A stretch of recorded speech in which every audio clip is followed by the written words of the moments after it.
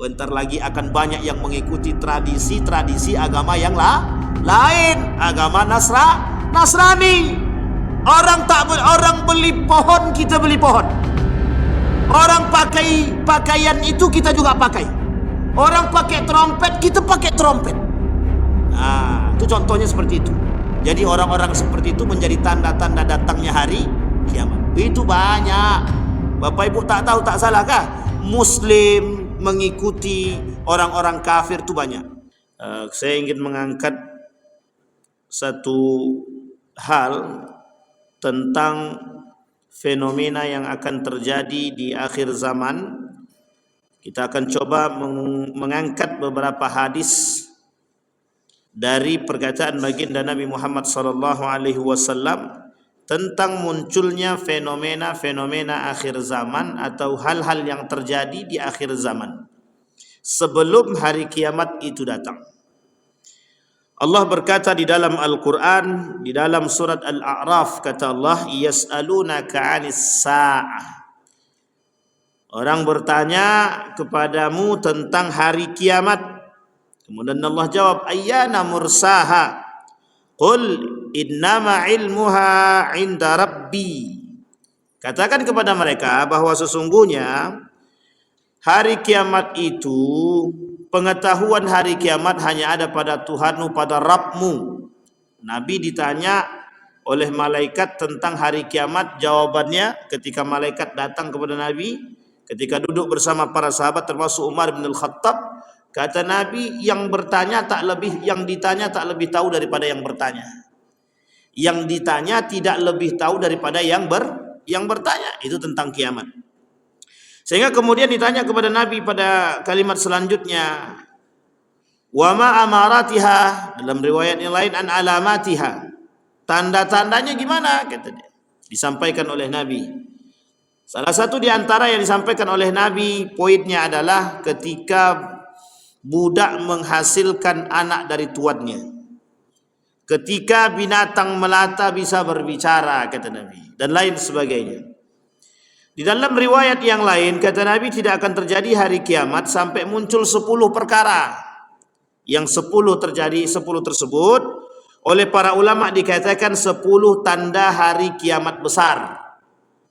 Tanda 10 kiamat, tanda besar, tanda-tanda hari kiamat besar. Sehingga kata para ulama, alamatul kubra, tanda-tanda besar datangnya hari kiamat. Salah satu di antara tanda besar hari kiamat itu datang adalah Dajjal. Al-Masih Dajjal, munculnya Dajjal, Ya'jud wa Ma'jud, kemudian api, zalzalah, kemudian lampu mati dan lain sebagainya. Banyak, ada 10. Ada kemudian gerhana dan lain sebagainya. Tetapi sebelum itu ada tanda-tanda kiamat kecil. Dan tanda-tanda kiamat kecil itu, atau tanda-tanda kecil, alamatus sughra, kata para ulama, yang disebut sebagai tanda-tanda datangnya hari kiamat, tapi tanda-tanda kecil. Nah, tanda-tanda kecil ini oleh para ulama dibagi lagi. Ada yang sifatnya tanda-tanda, ada yang sifatnya fenomena. Jadi kata Nabi, tidak akan terjadi hari kiamat sampai kalian melihat fenomena-fenomena alam terjadi. Fenomena-fenomena sosial terjadi. Fenomena-fenomena tersebut apa saja? Banyak. Perzinahan dan lain sebagainya terjadi. Nah, malam hari ini kita coba angkat. Dari sekian banyak hadis, kita kutip beberapa hadis tentang hari kiamat atau fenomena-fenomena yang ada sebelum datangnya hari kiamat. Pada hadis yang pertama kata Nabi, inna min asyratis sa'ah an yafsul mala atau an yafsual mala wa yakthura wa tafshuat tijarah wa yadhharu al-ilmu wa yabi'a ar-rajul al-bay'a fa yaqula la hatta astamira tajira bani fulanin wa yaltamisa fil hayy al-azim al-katib fala yujad.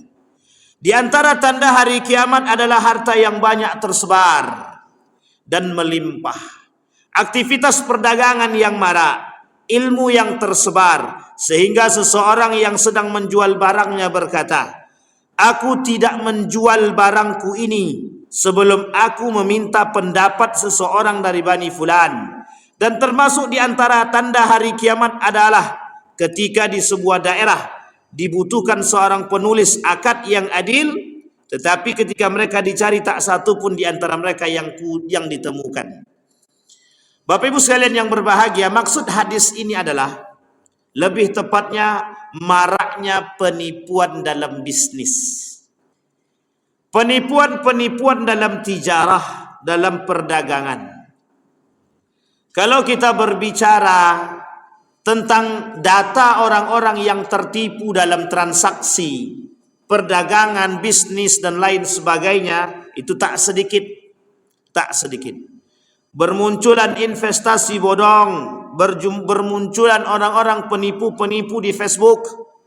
Banyak orang-orang yang jual beli penipu di Facebook itu banyak sekali. Bapak Ibu saya ingatkan jangan beli barang di Facebook kalau tak yakin. Karena banyak sekali komentar di situ. Bagus, barang bagus, rupanya penipu. Mereka buat akun yang banyak. Kemudian akun tadi sengaja memberikan komentar yang baik terhadap penjualan tersebut. Misal, iPhone seharga 250.000. Mimpi kali ya, kata dia kan begitu. Ternyata itu tidak ada. Tapi banyak akun yang berkomen bagus. Iya, coba klik dulu ke akun tersebut. Setelah diklik akun tadi, ternyata akun itu baru dibuat. Belum ada postingan yang lain dan tak ada yang lain. Ternyata itu penipu. Banyak. Sekarang itu cara untuk menipu banyak. Tidak hanya di dalam Facebook saja. Termasuklah jual beli online. Nah sekarang banyak orang lagi ngetrend jual beli online. Setelah ditipu baru sadar. Kalau tidak ditipu aman kok aman. Ya aman sekarang. Setelah ditipu tak jadi aman. Uang jual beli face to face saja banyak penipu, apalagi jual beli on. Jadi sarana untuk online, sarana untuk tipu tadi, sarana untuk tipu daya tadi makin banyak. Karena apa? Karena sekarang jual belinya sudah pakai online. Transaksi bisnisnya pun banyak, sudah banyak orang-orang yang membuat investasi bodong. Itu baru pada investasinya, baru pada perdagangannya, pada penipuannya. Apalagi penjualan barang-barang yang tidak halal sudah lebih banyak lagi. Dulu orang mau beli khamar sulit, barang tutup. Sekarang tidak, di mana-mana bisa beli pakai online. Ada aplikasi tersendiri khusus jual beli barang-barang yang diharamkan seperti khamar dan lain sebagainya. Kemudian banyak penipuan-penipuan yang terjadi dalam transaksi dan transaksi tersebut. Kita ambil contoh tahun ini saja, itu sudah banyak yang tertipu dengan bisnis. Apa kata mereka? Kami buka lahan kurma. Yang mau investasi pohon kurma silakan. Per orang 25 juta. Per orang 200.000. Per orang 20 sekian dan lain sebagainya. Rupanya setelah investasi, tempat yang dituju ternyata tak ada satupun pohon kurma dia. Banyak terjadi, banyak. Baru-baru ini iya. Hampir saya pun ikut tertipu lagi. Karena saya pun diajak bergabung. Tak tahu siapa yang masukkan saya dalam grup tersebut. Inilah kalau seandainya data kita mudah diakses oleh siapapun. Hati-hati. Bapak Ibu yang belanja, yang membeli Shopee, kemudian ada alamat tertera, jangan sembarang buang, bakar dulu. Biar orang tak tahu data kita di situ ada, alamat kita ada, nomor telepon kita ada. Hapus, bagaimana caranya? Bakar. Biar orang tak memanfaatkan data, itu buktinya. Tak tahu kita siapa yang masukkan nama kita ke dalam tadi. Kok diajak bergabung dalam grup tadi? Setelah diajak dalam grup itu bergabung, ternyata mereka jual investasi pohon kurma. Di mana tempatnya? Di Riau. Tak jauh dari sini pokoknya, saya tahu. Saya tak sebut tempat lah. Di Riau pokoknya. Kata dia bagus. Barang ini banyak. Saya tengok pengikutnya banyak. 200 lebih. Wah ini meyakinkan ini. Dan tidak mahal. Per bulan 250.000. Singkat cerita. Berjalan 1 tahun tapi saya belum ikut. Saya masih numpang nengok saja. Setelah 1 tahun yang bayar itu dah banyak. Yang ikut tidak sedikit, 200 lebih. Ternyata alhamdulillah itu penipuan. Setelah komplain, mau kemana komplain? Orang tu tak ada. Data tu palsu. Itulah kalau manusia pengen cepat pengen cepat kaya dengan gaya yang tak sewajarnya. Jadi Bapak Ibu sekalian yang berbahagia, banyak penipuan-penipuan seperti itu banyak. Dulu ada namanya TNC, MLM, multi level marketing. Itu penipuan juga itu. Jangan tersinggung TNC, jangan tersinggung MLM. Memang begitu dulu. Apa kata mereka? Ikut Pak. Pokoknya barang ini bagus. Dia menggunakan model keanggotaan. Kalau Bapak berhasil bawa 5 orang, nanti rating dia naik. Rating Bapak segitu aja. Nanti dia katakan kalau Bapak bisa berhasil mendapat 5 orang, rating Bapak naik. Gitu deh. Rating dia tambah naik. Ada model yang tidak dibenarkan dalam Islam. Ternyata keluar fatwa Majelis Ulama Indonesia tentang MLM yang seperti itu diharamkan. Diharamkan. Banyak kezaliman. Itu banyak pengikutnya. Suatu saat saya bilang begini, saya mau ikut, tapi saya tak punya duit. Apa kata dia? Bapak gadaikan ijazah. Setelah Bapak gadaikan nanti ijazah, nanti Bapak dapat duit, langsung ikut. Banyak di antara kami yang berhasil, kata dia gitu. Saya bilang begini, kalau banyak di antara Bapak yang berhasil, ada caranya, saya bilang itu. Pinjam saya duit Bapak, saya bilang. Nanti saya ganti, saya bilang. Ternyata apa? Tak mau dipinjam. Kita dah tahu. Bukan mudah mencari satu orang saja. Satu orang saja sulit. Sangat sulit. Kita suruh mencari 5. Lah kalau dapat 5 baru naik rating kita. Bintang 1. Akhirnya yang dapat untung siapa? Yang paling atas. Siapa yang dapat untung? Yang paling atas. Dari 500 orang yang ikut, paling yang dapat untung 1, 2, 3 saja. Sisanya menanggung. Menanggung apa? Menanggung keuntungan orang lain. Kita yang gigit jari, dia yang dapat mobil. Itulah model MLM. Makanya oleh para ulama disebut dengan model penipuan. Jadi pengen cepat kaya dengan cara begitu. Investasi bodong banyak terjadi. OJK sudah mengingatkan otoritas jasa keuangan. Kalau mau berinvestasi, tengok-tengok. Ini banyak nih investasi.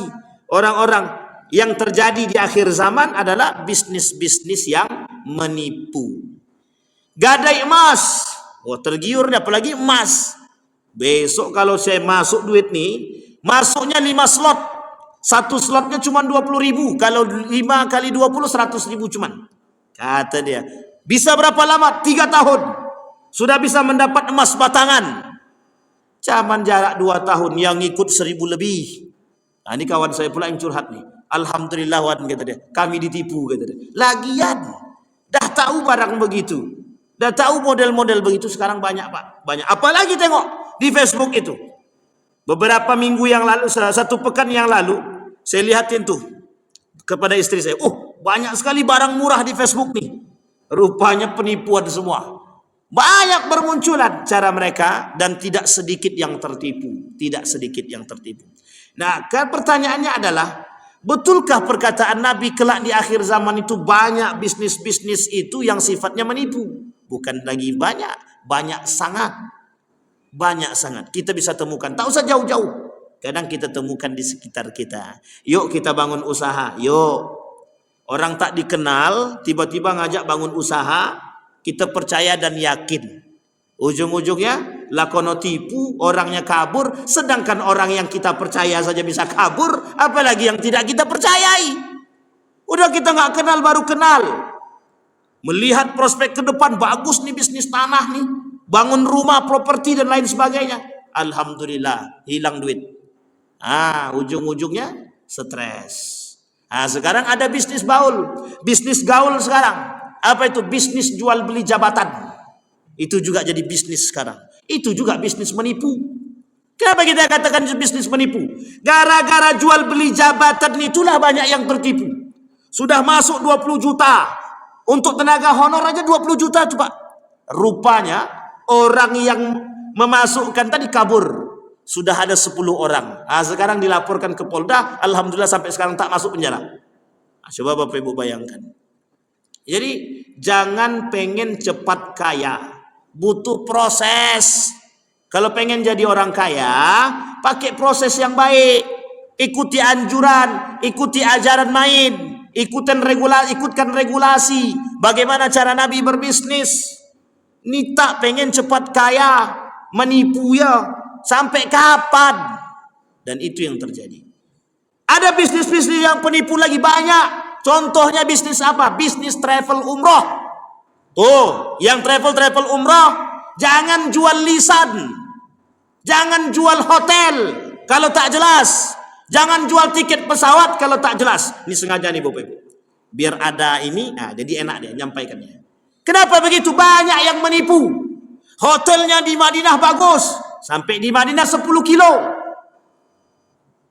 Mau komen apa kita? Mau komen apa? Udah sampai di sono, mau kita protes, duit tak balik juga. Ujung-ujungnya, yuk kita muhasabah. Ujung-ujungnya kita diajak muhasabah untuk bisa lebih dekatkan diri kepada Allah. Betul semua qadarullah, takdirnya Allah, betul. Segala sesuatu yang sudah terjadi itu adalah takdirnya Allah, betul. Tetapi sebelum terjadi, kita bisa mencari kebaikan di antara itu.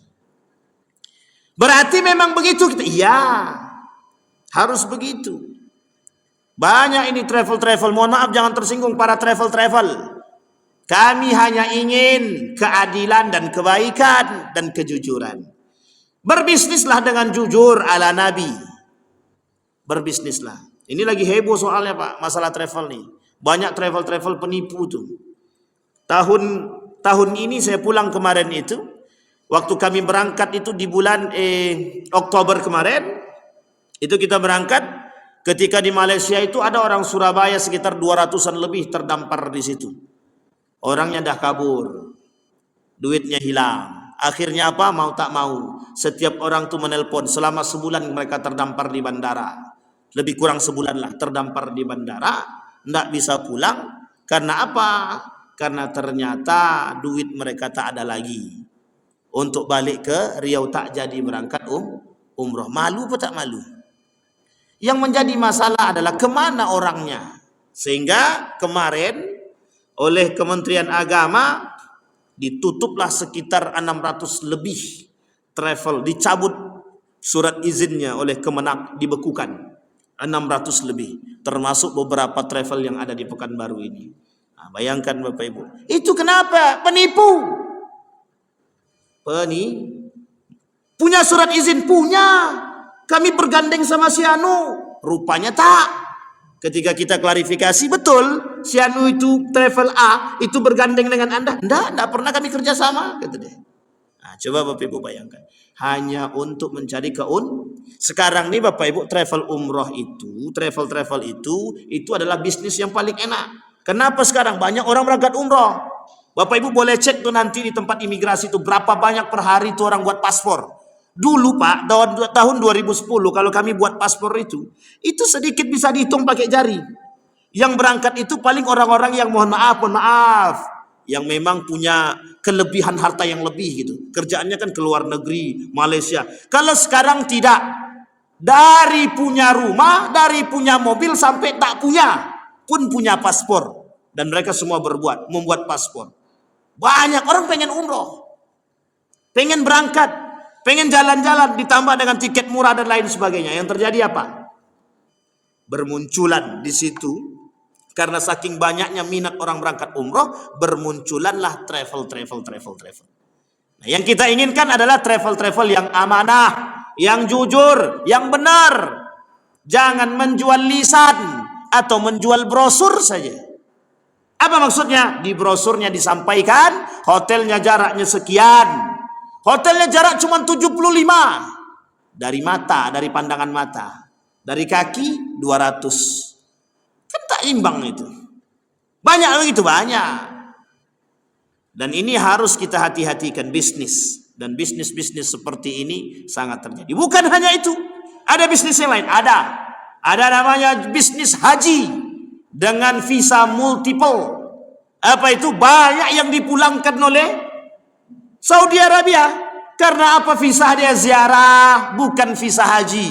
Apa yang mereka sampaikan kepada masyarakat? Pokoknya Bapak aman, ini visa haji kok. Karena orang tak tahu tadi. Dibawa Pak. Berangkat kita nanti dari Riyadh, kata dia. Dari Riyadh mereka masuk, langsung ke Jeddah. Dari Jeddah nanti mereka baru masuk Dari Jeddah langsung ke Riyadh. Dari Riyadh mereka baru masuk ke Madinah. Apa yang terjadi? Ketahuan Pak. Ketahuan. Berapa banyak masyarakat Indonesia yang dipulangkan Gara-gara visanya multiple atau visa ziarah bukan visa haji. Pertanyaannya, kemana para travel itu? Yang banyak terlantar akhirnya jamaah. Mau haji tak jadi, akhirnya dipulangkan. Bapak Ibu tahu berapa lama mereka akan berangkat, boleh berangkat lagi? Itu 5 tahun ke atas. Baru mereka 5 tahun ke atas itu bukan waktu yang sedikit. Selama 5 tahun dia tak boleh berangkat ke selama 5 tahun dia tidak boleh berangkat ke tanah suci. Bertahanlah 5 tahun itu.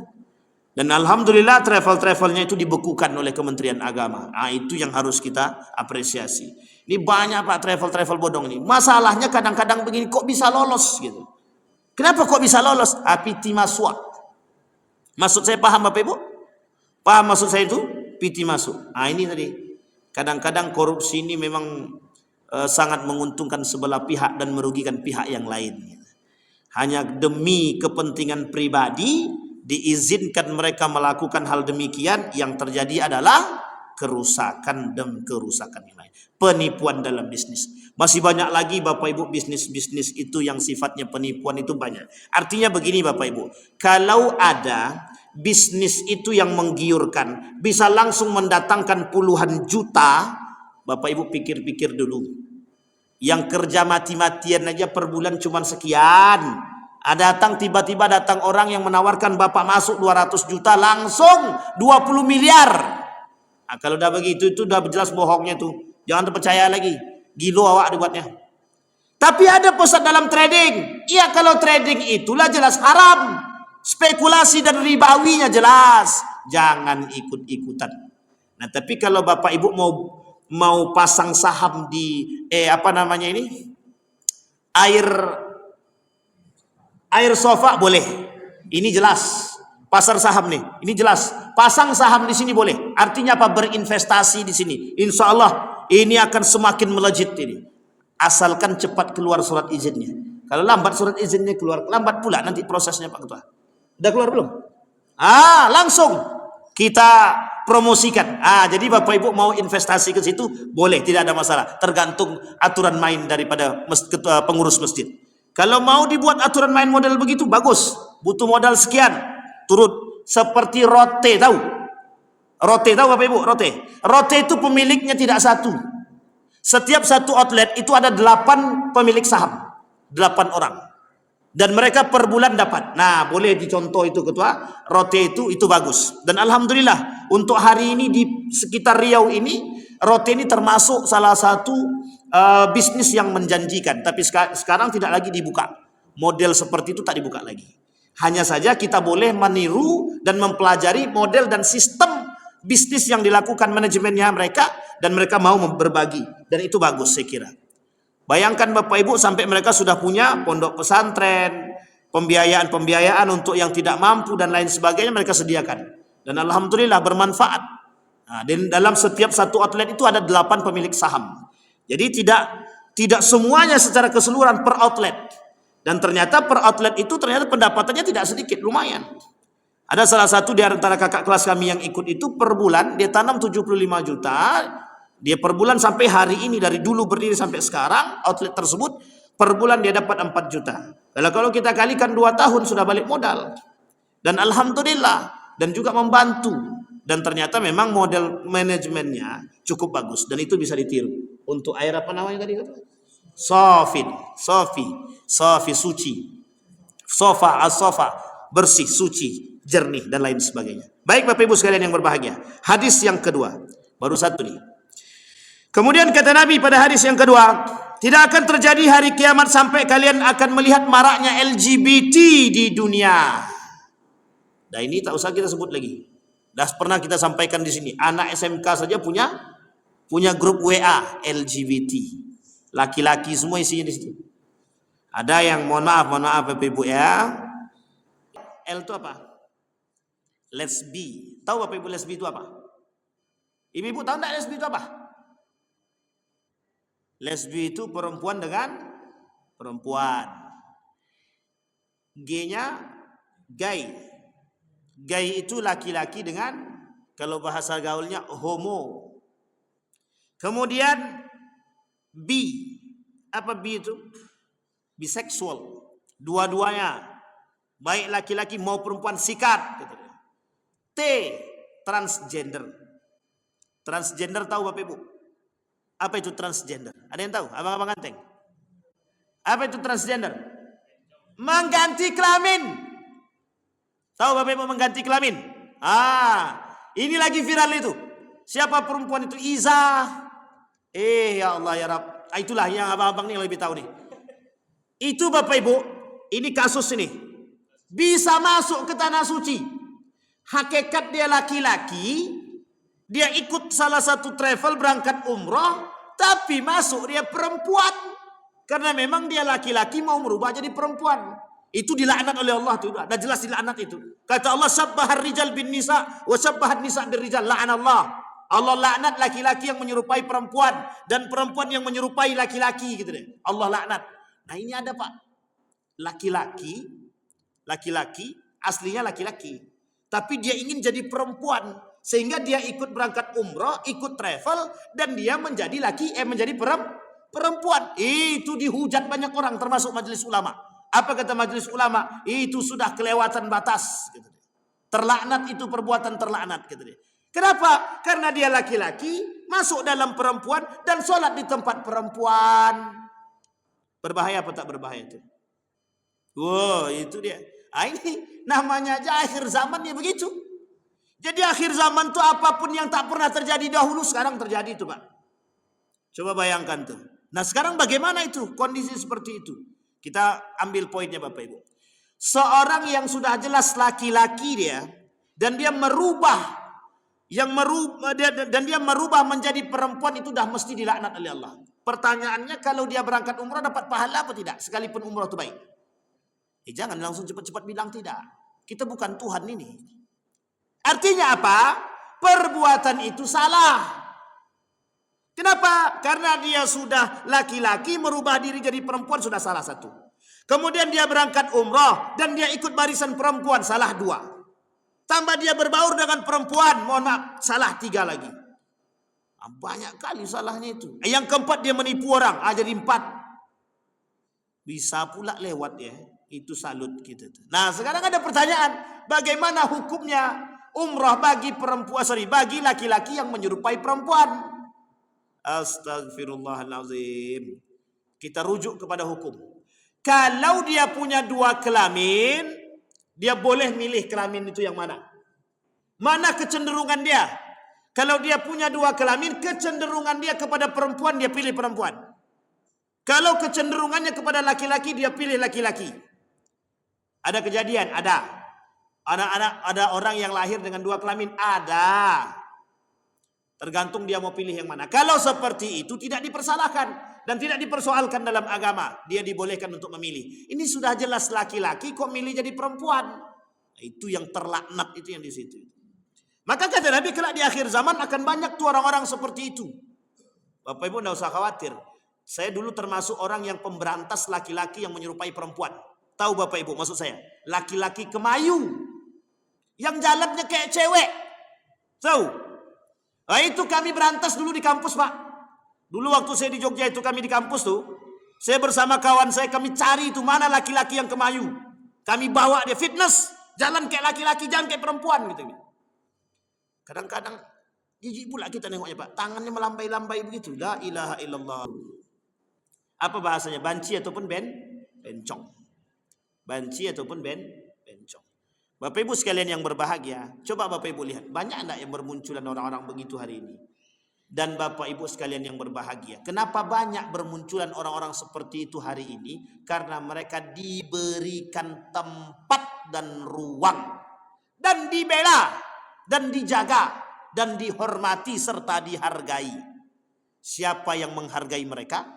Siapa yang menghormati mereka? Siapa yang memberikan ruang pada mereka? Kaum liberal.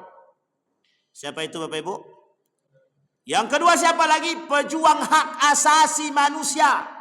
Apa kata mereka? Mereka yang lesbi, gay, berhak mendapatkan hak dia. Lah kalau dia mau nikah sesama jenis biarkan sajalah, itu kan haknya dia. La ilaha illallah. Tak tahu dia kasus Nabi Lut. Mau dihancurkan, mau jadi apa kampung kita nih?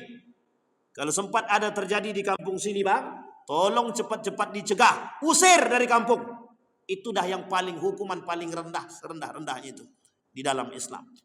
Jangan sampai satu kampung dilaknat sama Tuhan hanya gara-gara ada laki-laki menyerupai perempuan atau perempuan menyerupai laki-laki. Nah, anak kita Bapak Ibu, tolong anak-anak kita ditengok-tengok baik-baik. Sekarang nih kalau kita tak hati-hati, itu banyak sekali grup-grup itu yang mohon maaf isinya LGBT, lesbi, gay, biseksual, transgender. Itu banyak sekali. Bukan hanya yang tua-tua saja, begitu juga yang muda-muda. Dulu Bapak Ibu, salah satu mall di salah satu kota di Indonesia ini, itu punya 2 pintu. Pintu pertama untuk lesbi, pintu kedua tempat perkumpulan gay. Nah, coba bayangkan Bapak Ibu. Saya tak sebut nama, nanti tersinggung abang-abang yang di bawah nih. Tahu Bapak Ibu ya? Itu unik sekali Pak, unik sekali. Mall itu, pintu yang pertama itu tempat perkumpulan, biasanya tempat kumpul para lesbi. Yang pintu kedua di mall tersebut tempat perkumpulan para gay. Di mana Ustaz tahu? Kami sampai situ. Saya sampai ke situ Bapak Ibu. Dulu kami kerjaannya begitu memang. Bukan kerjaan saya lesbi gay ya, tapi kerjaan saya mencari data itu Pak. Kita temukan Pak. Dan itu mohon maaf ternyata dijaga, diberikan tempat. Bahkan mereka dimotivasi untuk tetap seperti itu. Sesungguhnya Allah sayang sama kalian. Dan ingat, pilihan ini adalah pilihan kalian dan hak kalian untuk memilih. Bayangkan Pak, dibantu pula dengan undang-undang hak asasi manusia. Sampai di sini bisa dipahami Bapak Ibu? Baik. Tanda datangnya hari kiamat. Apa salah satu tandanya tadi adalah bermunculannya kaum LGBT. Kemudian yang ketiga, la tattabi'udna sunana man qablakum shibran bi shibrin wa dhira'an bi dhira'in hatta law salaku juhra dabbin la salaktumuhum qulna ya Rasulullah al yahuda wan nasara qala faman. Kata Nabi, kalian benar-benar akan mengikuti tradisi-tradisi umat sebelum kalian, sejengkal demi sejengkal, sehasta demi sehasta. Sehingga mereka masuk ke lubang biawak pun kalian akan ikut tetap mengikuti mereka. Makan tai pun kalian pun akan ikut makan tai. Siapa mereka? Kata Nabi, kata para sahabat, apakah itu Nasara dan Yahudi? Ya. Kata Nabi, selain dari mereka siapa lagi? Ini Bapak Ibu bentar lagi akan banyak yang mengikuti tradisi agama yang lain, agama Nasrani. Orang beli pohon, kita beli pohon. Orang pakai pakaian itu, kita juga pakai. Orang pakai trompet, kita pakai trompet. Itu contohnya seperti itu. Jadi orang-orang seperti itu menjadi tanda-tanda datangnya hari kiamat. Itu banyak. Bapak Ibu tak tahu, tak salahkah? Muslim mengikuti orang-orang kafir itu banyak. Apalagi ada orang Muslim yang jualan pakai kayak gini juga dia. Tahu Bapak Ibu ya? Tahu Bapak Ibu, orang Muslim yang jualan pakai kayak gini. Apa ini namanya nih? Apa Bang? Yang gambar itulah. Tuh. Gambar apa namanya itu?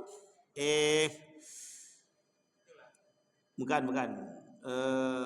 Kemanjuran, bukan manjur, apa namanya ya? Ya itulah pokoknya. Biar bisa jualan dia itu laris segala macam, pakai itu kucing lah. Muslim kok pakai begitu? Itu tak salah kan tuh? Sampai sini paham ya Ibu ya? Keberuntungan. Bentar lagi akan terjadi, Bapak Ibu akan lihat. Nih Bapak Ibu jaga anak-anak kita, akidah mereka jaga. Biar mereka tidak mengikuti. Bahkan banyak nanti orang-orang yang berkumpul di mana itu? Bundaran kantor gubernur. Mau ngapain coba? Menunggu datangnya tahun. Itulah tanda-tanda kiamat itu. Nanti diundang artis, berjoget-berjoget. La ilaha illallah. Pokoknya kita jangan ikut. Tak usah ikut. Cukup di rumah saja. Kalau kami mau nengok gimana? Tengok tanggal nanti. Tengok jam 12. Sampai jam 12 berbunyi, ada, selesai itu. Bayangkan Pak, menghabiskan berapa banyak duit kita di situ. Jutaan rupiah. Coba dikasih ke makan orang-orang tak mampu. Banyak tak hasil dia. Bahagia enggak mereka? Tapi kita menghabiskan sesuatu untuk yang sia-sia. Ini tidak sia-sia. Dalam rangka untuk refleksi dan bahagia. Apanya yang bahagia? Itu jelas mubazir dan tabzir. Masih banyak orang tak mampu. Orang tak mampu datang meminta, kalian usir. Bencana tak datang, kalian panggil. Panggil wanita-wanita tak berbusana. Apa kata Nabi dalam riwayat yang lain? Tidak akan terjadi hari kiamat sampai muncul biduan-biduan dan alat musik yang dimainkan. Ini dah kita bahas 3 kali berkali-kali malah. Akan muncul biduan-biduan. Ingat bang, kalau ada nanti orang-orang yang mengadakan acara, kemudian mengundang biduan, tembak di tempat. Kami Muslim. Kalau mau bernyanyi pakai jubah, pakai gamis. Tak mau dah dia. Apalagi dah begitu tuh mesti ada gandengannya dan ada kawannya. Apa kawannya? Khamar. Jelas tuh. Kalau tidak narkoba. Sampai di sini paham Bapak Ibu? Jadi Bapak Ibu ini mengingatkan pada kita. Kapan terjadinya itu orang-orang yang sudah banyak mengikuti perbuatan-perbuatan seperti itu? Bukan banyak lagi, sudah banyak. Loyalitas umat muslim kepada kafir hari ini tidak lagi kita ragukan. Sudah banyak sekali orang-orang muslim yang membantu perjuangan orang Yahudi dan Nasrani dalam menghancurkan umat Islam. Kita ngikut. Kita saja ngikut. Bapak Ibu tolong diperhatikan baik-baik. Nah Bapak Ibu sekalian yang berbahagia, kata Nabi, nanti akan muncul kelompok-kelompok orang-orang yang mengikuti perbuatan tradisi-tradisi jahiliyah, sedikit demi sedikit, sejengkal demi sejengkal, sehasta demi sehasta, hingga mereka masuk ke lubang biawak pun kalian akan tetap mengikuti mereka. Kami para sahabat bertanya, apakah mereka itu orang Yahudi dan Nasrani? Kata Nabi, siapa lagi kalau bukan mereka? Artinya apa? Yang diikuti oleh umat muslim ketika itu adalah tradisi-tradisi jahiliyah. Baik dari Yahudi maupun Nasrani. Apa contohnya? Banyak contohnya. Orang-orang westernisasi. Tahu westernisasi? Ke barat-baratan. Ngikuti budaya barat. Sekarang udah banyak yang ikut budaya barat kok. Orang barat sekarang sudah malu pakai celana pendek. Orang kita masih bangga pakai celana pendek. Itu khusus perempuan ya. Bupati buka paha tinggi-tinggi. Tahu maksud saya Bapak Ibu? Pakai celana sampai di atas. Mohon maaf betul. Dan mereka bangga mempertontonkan itu kepada khalayak ramai. Sekarang ini apa? Sekarang ini apa yang tidak bisa kita tengok di dalam baik YouTube, Facebook dan lain sebagainya muncul semua. Mohon maaf, syaitan itu muncul semua. Kalau yang tak kuat iman goyang itu. Makanya Bapak Ibu tolong jaga betul tuh anak-anak kita dari kerusakan gadget tadi itu. Westernisasi. Kenapa saya katakan westernisasi? Kita ini sudah diganggu oleh budaya barat sudah sekian lama Pak. Semenjak runtuhnya Turki Utsmani sampai hari ini. Itu budaya barat merajalela itu di tempat kita itu. Pakaian tank top. Mohon maaf Pak, pakai tank top tuh kayak bahasa kita nih pakai singlet aja Pak. Pakai singlet doang. Itu pun bangga. Besok enggak begitu lagi Pak. Pakai kutang sama pakai kolor saja mereka besok. Dan itu bangga. Bukan malu. Senang Pak. Bahkan laki dia yang nyuruh. Laki dia. Sini. Adik di depan tuh saya foto ya. Dijual lah. Biar dapat pengikut yang banyak dalam YouTube sama Facebook itu. Tujuannya cuma itu. Di TikTok, di Instagram, tujuannya menjual. Jadi aurat istri dia dijual, dapat dia pengikut yang banyak. Dapat duitlah dari situ.